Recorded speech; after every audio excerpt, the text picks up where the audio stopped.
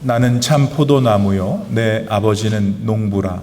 물은 내게 붙어 있어 열매를 맺지 아니하는 가지는 아버지께서 그것을 제거해 버리시고, 무릇 열매를 맺는 가지는 더 열매를 맺게 하려 하여 그것을 깨끗하게 하시느니라. 너희는 내가 일러준 말로 이미 깨끗하여졌으니 내 안에 거하라. 나도 너희 안에 거하리라. 가지가 포도나무에 붙어있지 아니하면 스스로 열매를 맺을 수 없음 같이 너희도 내 안에 있지 아니하면 그러하리라. 나는 포도나무요 너희는 가지라. 그가 내 안에 내가 그 안에 거하면 사람이 열매를 많이 맺나니 나를 떠나서는 너희가 아무것도 할 수 없음이라. 사람이 내 안에 거하지 아니하면 가지처럼 밖에 버려져 마르나니 사람들이 그것을 모아다가 불에 던져 사르느니라. 너희가 내 안에 거하고 내 말이 너희 안에 거하면 무엇이든지 원하는 대로 구하라. 그리하면 이루리라. 너희가 열매를 많이 맺으면 내 아버지께서 영광을 받으실 것이요 너희는 내 제자가 되리라. 아멘. 하나님의 말씀입니다. 할렐루야. 오늘은 2월의 두 번째 날입니다. 벌써 그렇게 됐네요. 1년을 12개의 꽃감으로 묶여진 세월로 비유할 수 있다면 우리는 그 꽃감 중에서 벌써 하나를 빼먹었네요. 어떠세요? 그런 지난 1월 한 달 동안 모두들 잘 사셨습니까? 후회 없는 시간들이셨나요?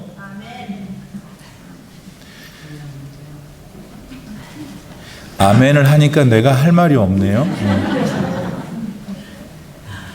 아마도 아멘도 있고 또 아멘 아닐 수도 있고 여러분의 답들은 서로 다를 수도 있겠습니다. 그러나 모두에게 분명한 건 지난 1월은 이제 더 이상 돌이킬 수 없는 것이고 그저 앞으로 전개될 우리의 남은 11개월이 기다리고 있다는 사실입니다. 따라서 지금 우리가 할 수 있는 최선은 다가오는 세월을 어떻게 맞이할 것인가에 대해 올바른 태도를 가지는 일입니다. 이런 의미에서 여러분은 지금 올바른 태도를 지니고 계십니까? 오늘 본문 말씀은 예수님의 제자들인 우리들이 가져야 할 가장 최고의 태도에 대해 가르쳐 주고 있습니다. 때문에 그 태도에 대해 다시 한번 바르게 인식하고 그런 삶의 길을 실제로 걸어간다면 여러분의 삶은 가장 복되고 아름답게 될 겁니다. 그렇다면 그 바른 태도는 무엇입니까? 본문에서 예수님은 포도나무 비유를 들어서 뭔가에 대해 설명하고 계십니다. 이 비유에서 농부는 하나님이시고 예수님 당신은 참 포도나무시며 그리고 예수님의 제자들은 가지로 표현하셨습니다. 그런데 이 비유는 예수께서 십자가를 지시기 바로 전날인 목요일에 말씀하셨습니다. 따라서 단순히 생각해 봐도 이 비유의 말씀은 예수께서 세상에 남기신 어떤 유언과도 같다 할 수 있습니다. 다시 말해서 십자가에서 돌아가시기 전에 꼭 남겨두시고 싶으셨던 주님의 간절한 당부였다는 말입니다. 그러니 그 비유의 의미를 오늘 우리들이 바르게 깨달아서 그걸 온전하게 우리의 삶에 적용하는 일은 더없이 중요한 일입니다. 인간의 몸으로 세상에 오신 하나님의 아들께서 거의 마지막으로 당부하신 일이니까 그 얼마나 중요한 일이겠습니까? 그렇다면 예수께서 그 비유를 통해서 당부하신 내용은 무엇입니까? 그 당부를 지금 예수님을 따르는 우리들은 잘 실천하고 있습니까? 그런 실천 속에서 우리 그리스도인들이 실제로 겪는 갈등과 어려움은 없습니까? 있다면 무엇입니까? 본문 2절 말씀에서 예수님은 포도나무에 붙어있는 가지를 크게 두 가지로 나누셨는데 그 구분은 열매의 유무였습니다. 말하자면 열매 맺는 가지 아니면 열매 맺지 못하는 가지, 그렇게 둘로 말이죠. 이걸 우리들의 삶에 적용하면 이렇습니다. 교회를 나오는 사람들 가운데는 열매를 맺는 제자도 있고 또 그렇지 못하는 제자도 있다는 말입니다. 오늘 여러분은 스스로를 어떤 주님의 제자로 생각하고 계시지요? 열매를 맺고 사는 분들이십니까? 아니면 그렇지 못한 분들이십니까? 예수님은 열매를 맺지 못하는 가지는 하나님께서 제거하신다고 하셨습니다. 그럼 여러분, 왜 어떤 가지는 열매를 맺지 못하는 걸까요? 그건 4절 말씀에 이른 대로 그 가지가 나무에 붙어 있지 않아서 그렇습니다. 사실 우리는 이런 설명을 들을 때 모든 걸 아주 쉽게 이해합니다. 포도나무에 붙어 있지 않아 영양분을 공급받지 못한다면 어떤 가지도 열매를 맺을 수 없는 건 너무 당연한 일이니까요. 근데 참 포도나무인 예수님께 가지인 제자들이 붙어 있지 않았다는 것은 좀 설명이 필요합니다. 여러분, 이건 뭘 뜻하는 걸까요?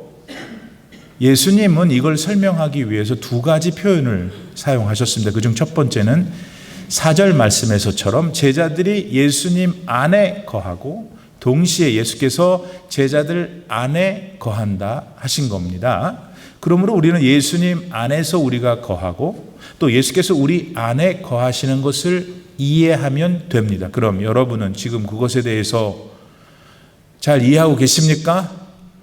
또 그 이해는 그러면 무엇입니까?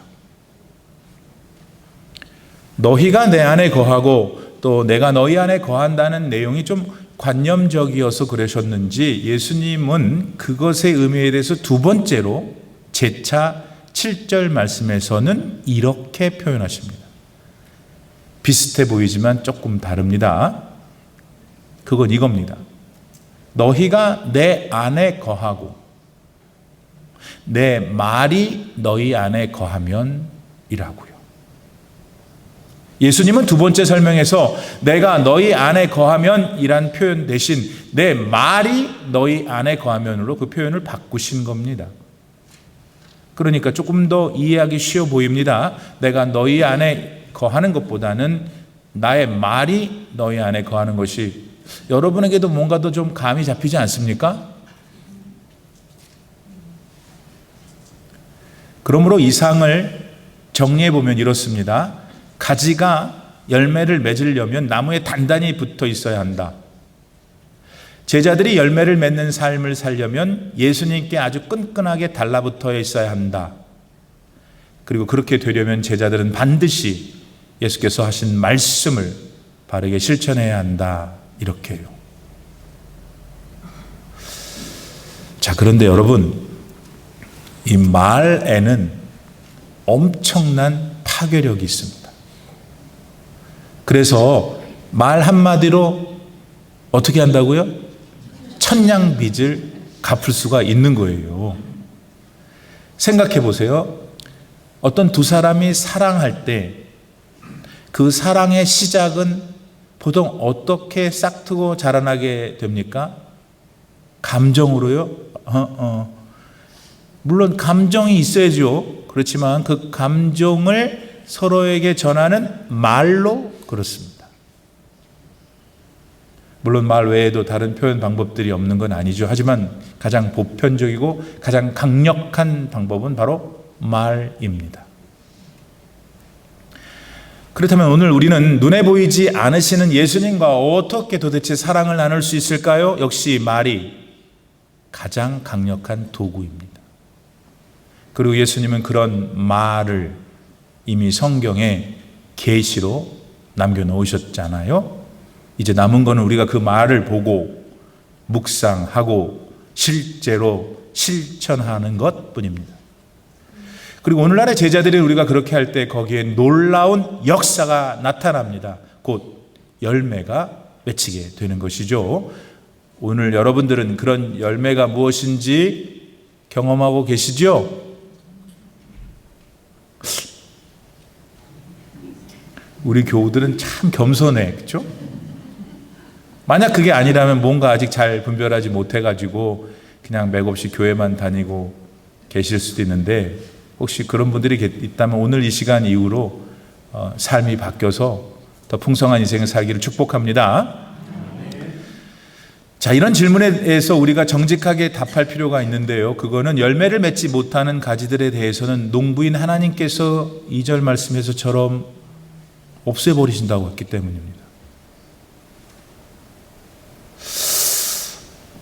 근데 이런 무서운 표현은 솔직히 교회에 나와서 좀 평안을 기대하는 분들에게는 아주 불편한 말이죠.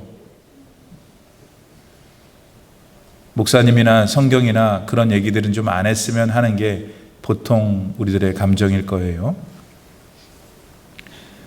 하지만 우리를 지금 살게 하고 계시고 언젠가 우리의 생명을 이 땅에서 끝나게 하실 하나님께서 하신 말씀이니까 슬쩍 말 안 하고 지나갈 수는 없는 거예요. 오히려 그렇게 언급을 안 하는 게 잘못입니다. 왜냐하면 그건 우리를 죽게 하는 결과를 가져오기 때문에 그렇습니다. 따라서 우리는 제거하신다는 하나님의 말씀을 정직하게 직면해야 합니다. 그리고 그 말씀의 참뜻을 깨달아 변화된 삶을 살아야 합니다. 이런 삶을 위해서 우리는 몇 가지 중요한 사실을 알고 있어요, 여러분이. 그거를 다시 인정하고 그 기반 위에서 온전히 앞으로 11개월을 살아가야 합니다. 그중 하나는 모든 가지들이 다 열매를 맺는 것이 아니며 오히려 그 가지들 가운데 얼마나 하나님께서 제거해 버리신다는 겁니다. 이걸 바꿔 말하면 교회에 나오는 모든 사람이 다 구원을 받는 게 아니라는 것이며 많은 교우들이 하나님께 외면받고 지옥에 떨어질 것이라는 사실입니다. 이때 우리 중 누군가가 물을지 모릅니다. 어떻게 사랑의 하나님께서 그러실 수가 있어? 십자가에서 나를 위해 죽으신 예수께서 어떻게 열매 좀 못 맺는다고 사람을 지옥에 보내셔? 물론 사람이니까요, 이런 불평 아닌 불평을 가질 수 있죠. 하지만 왜 굳이 세상을 떠나시기에 앞서 사랑의 하나님이신 예수께서 이런 말씀을 주셨는지에 대해서도 생각해 봐야 할 겁니다. 왜 예수님은 자신 안에 거하라고 말씀하셨을까요? 그분 안에 거하지 않을 많은 사람들을 생각해서였습니다. 왜 내 말에 거하라고 하셨을까요? 그렇지 않고 다른 말들에 거할 많은 인생들을 아셨기 때문이죠. 사실 기독교인이라고 자처하는 사람들 가운데 상당수는 그들이 받았다고 하는 구원에만 오로지 집착하는 경우가 많습니다. 예컨대 내 죄를 사해 주신 예수님, 그분의 한량없는 은혜, 그 감사함, 그리고 그 은혜 안에서 조용히 신앙을 내면화시켜 살아가는 것이죠. 다시 말해서 나의 필요에 따라 조용히 교회에 나와 예배를 드리고는 쏜살같이 집으로 돌아가는, 그리고 집에서도 오직 자기 자신만, 자기 가족들만을 위해 기도하는 그런 이기적이고 자기 내면화된 앙클레이브 안에 숨어 있는 삶을 삽니다. 하지만 정작 그런 이들을 죄에서 구원해 주신 주님은 구원에 대한 감사를 기반으로 이웃과 더불어 살아가는 믿음의 열매를 맺기를 원하고 계신다는 겁니다. 그러니까 지금 예수께서 인정하시는 열매 맺는 제자들은 자신의 은혜로 받은 구원에만 몰입하지 않습니다. 그 구원의 은혜를 주신 예수님과의 깊은 교제 속에서 그분이 원하시는 타인과의 관계 속에서 하나님의 영광을 드러내는 삶을 살고 있죠. 그리고 그걸 예수께서는 열매를 맺는 삶이라 하시는 겁니다. 그러나 불행하게도 모든 제자들은 예수께서 원하시는 그 열매를 맺는 일에 공통적인 걸림돌을 지니고 있습니다.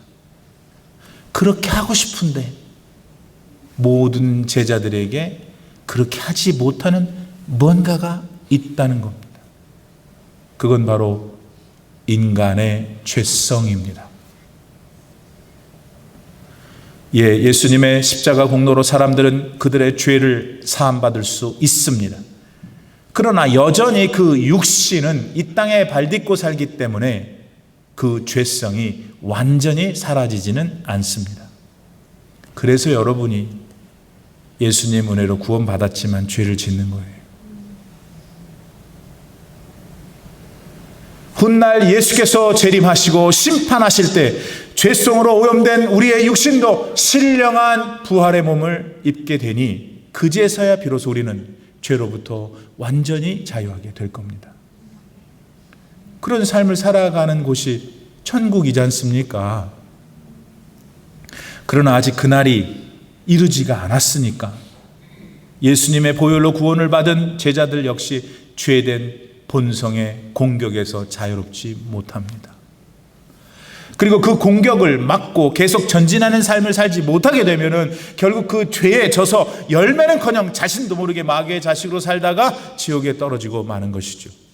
그 죄성의 공격, 곧 마귀의 공격 중 가장 일반적이고 강력한 게 바로 자기를 사랑하는 자기애입니다. 자기애. 미국의 인류학자 폴 히버트라고 하는 분은 이렇게 말했습니다. 에덴 동산 때부터 자아의 신격화는 늘 인간의 첫째가는 가장 근본적인 죄였다. 사탄은 아담과 하와를 유혹하여 사탄을 숭배한 게 아니라 그들 자신, 곧 그들의 자유와 권리, 신이 될 잠재력을 숭배하게 했다. 여러분, 왜 교인들께서 하나님께 드리는 예배 참석에 대해 저울질을 하는 걸까요? 못 들으셨어요? 다시 얘기할게요.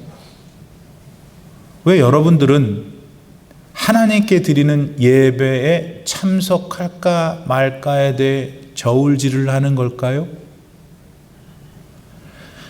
정직하게 돌아보면 하나님께 예배 드리는 일보다 본인 몸, 감정, 판단이 더 중요하기 때문입니다. 여러분, 왜 교회 다니는 분들이 그렇게 기도하는 일에 마음을 주지 못하는 걸까요? 귀찮으니까, 힘드니까, 또 기도에 투자하는 시간보다는 내가 원하는 일을 하는 게 더 가치 있다고 판단하기 때문이 아닐까요? 왜 이웃을 너의 몸처럼 사랑하신 예수님의 말씀이 내가 아니라 이 옆에 있는 교인들에게 하시는 말씀이라고 하며 애써 모른 척하게 될까요? 이웃을 생각하자면 돈 들고 마음 써야 하고 내 몸 힘들고 뭐 그렇게 도무지 나에게 아무런 유익이 없어 하는 생각으로 가득하니 이웃 사랑은 저 할 일 없고 배운 것도 없고 돈 없는 저 사람들이 하는 일이지 하는 겁니다. 그런 판단과 그런 신념에 사로잡혀서 수년 동안 변함없이 교회를 드나들다 보니까 어느 날 예수님을 뵌다 해도 Excuse me 예수님, 전 빼주세요 하고 그저 지나칠 상황인 거죠.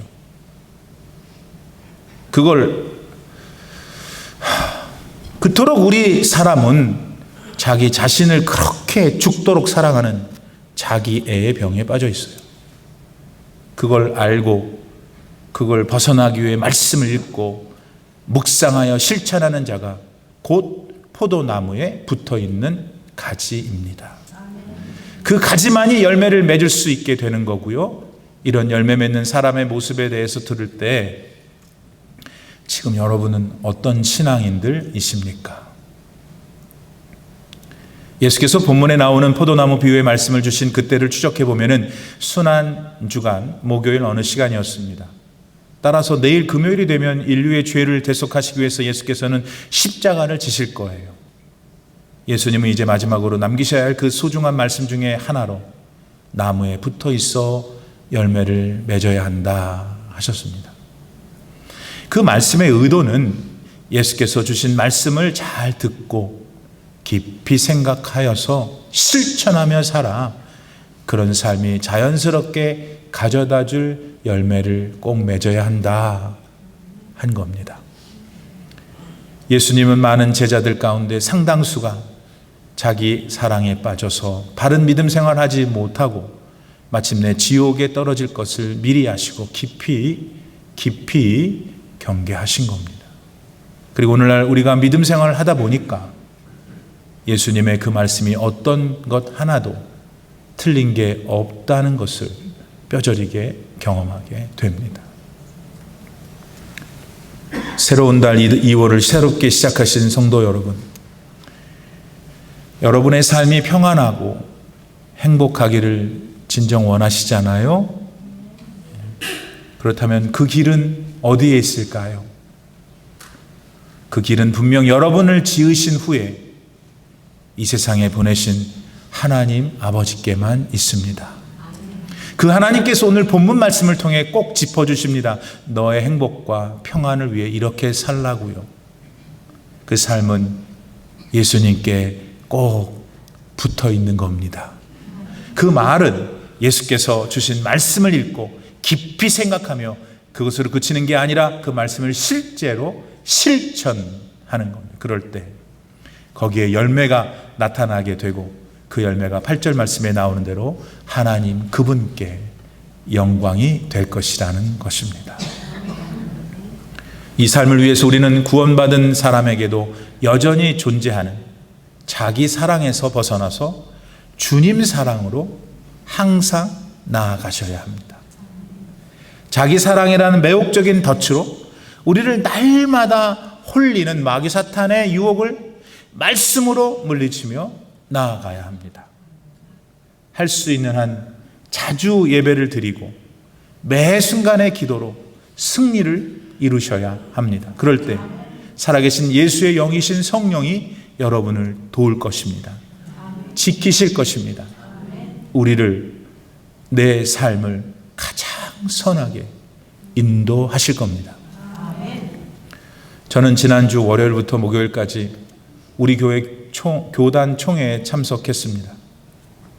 수요일 오전 7시 30분에 드리는 예배에 참석하기 위해서 모이는 장소로 가는 중에 신호등에 걸려서 사거리에 서게 되었습니다. 급한 마음에 앞서가는 차를 따라 같이 잽싸게 건너가려다가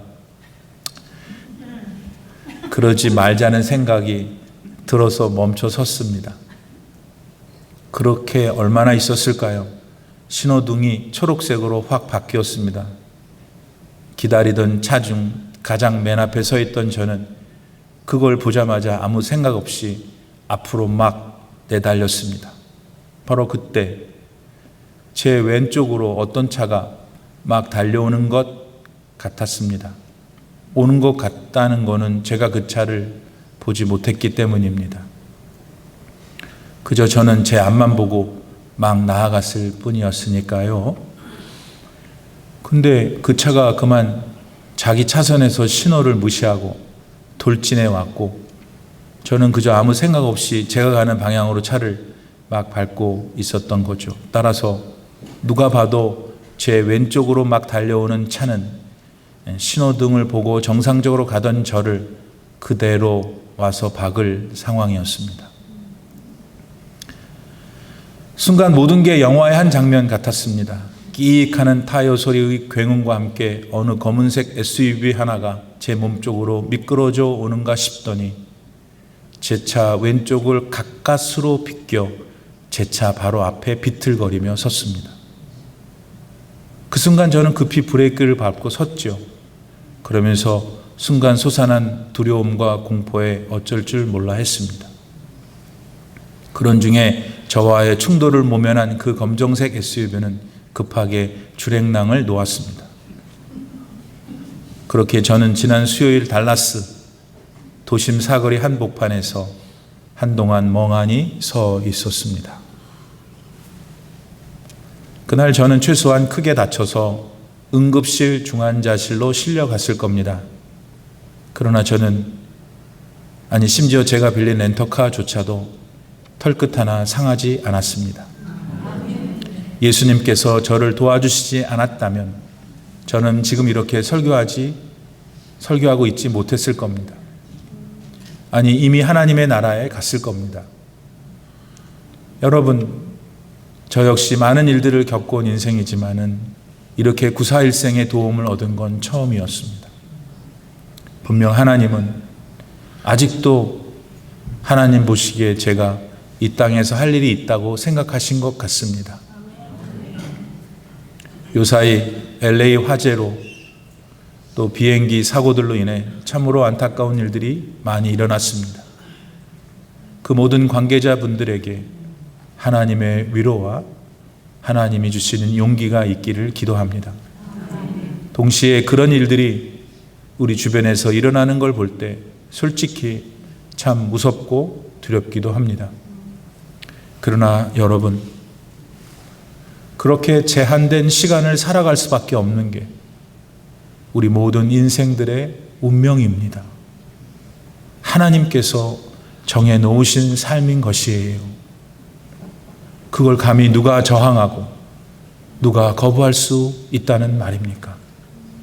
아무도 없어요. 단지 우리가 할 수 있는 일이 있다면 그 삶을 가장 선하고 복된 길로 인도해 달라고 주님께 기도하는 것 뿐입니다. 그렇게 우리 그리스도의 제자들이 할 수 있는 건 하나님의 주권을 인정하며 그분께 자비를 구하는 것 뿐입니다. 그리고 그런 삶의 자세가 바로 나무에 붙어 있는 가지가 되는 것이고요. 그런데 지금 그걸 막고 있을 수 있는 여러분의 자기 애를 경계하십시오. 여러분 삶의 주인이 여러분 자신이라고 속삭이는 마귀의 유혹을 물리치고 예수님과 날마다 깊은 교제의 삶을 살아서 풍성한 열매를 맺는 삶을 사시기를 바랍니다.